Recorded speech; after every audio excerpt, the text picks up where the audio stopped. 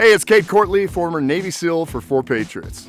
Now, as we approach a new year, I want to take a few minutes to put you in a survival and emergency preparedness mindset.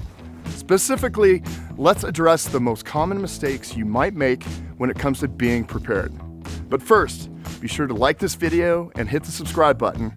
Then you're guaranteed to get more videos just like this throughout the new year, because I've got a lot to share. Now, not everyone has had the benefit of advanced training like I got in the SEALs, but nearly everyone can make themselves better prepared. So when the time comes and you're face to face with the crisis, you're ready. Which brings me to the first big mistake many people make. Number 1, don't assume this will never happen to you. Now, if the events of the recent past have told us anything, it's this: an emergency, whether big or small, can happen to anyone. Now, pretending you're bulletproof or thinking you're immune from learning how to survive or help others in an emergency, that's a recipe for disaster, folks. Even if you could hole up at home and never leave your house, you're still vulnerable to a house fire, a hurricane, an earthquake, a home invasion, a blackout.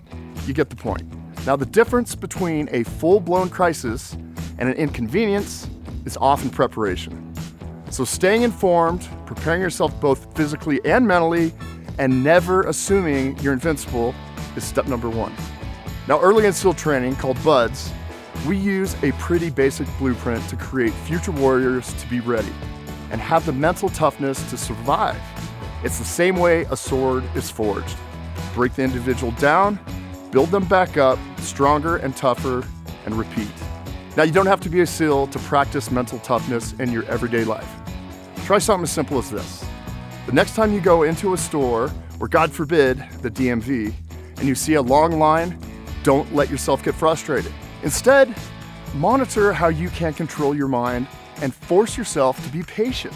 Now, if impatience stands in your way of mental toughness, think about even letting someone else go in front of you to test yourself. I have to do it on a daily basis. Now, another great example is to remain calm while driving, even if everyone around you is acting like a maniac behind the wheel. Like I said, break down, build up, and repeat.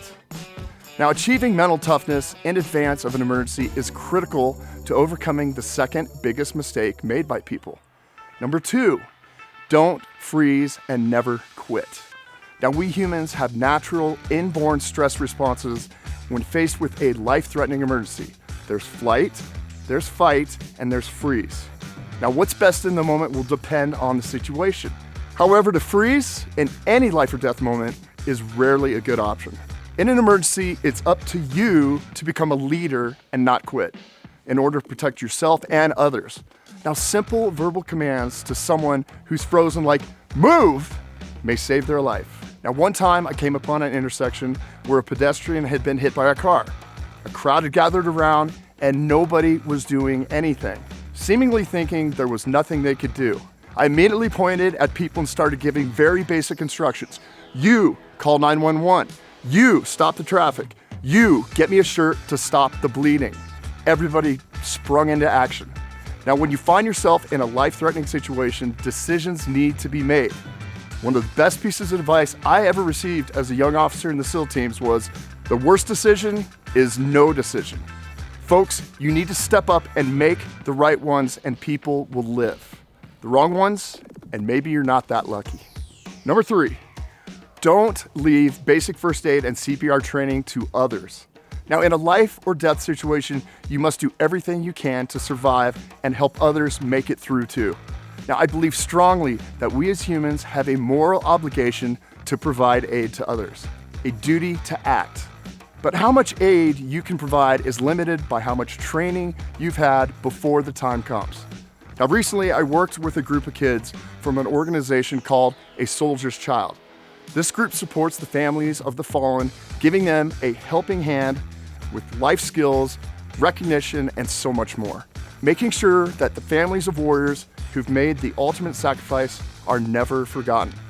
Now, after teaching some of the basic survival skills to these great kids, I asked for one thing in return, that they committed to signing up for a basic first aid and CPR course.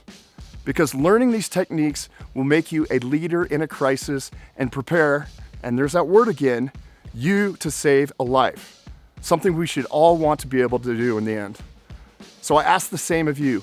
Learn CPR, get some basic first aid training so you can survive in an emergency and help others to do the same. Okay, that's all I have for you today. Be sure to subscribe to this channel to get more survival tips the moment they're ready. And as a thanks for watching, I have a bonus tip for you. Now it's pretty simple. Hydrate or die.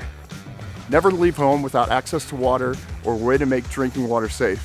Because while you could go weeks without food, not that you'd want to, it's only a few days before hydration can be the death of you. And staying hydrated, not just in an emergency, but all the time, is one of the easiest and least expensive ways to keep you physically and mentally sharp. So you will be a survivor, not a statistic.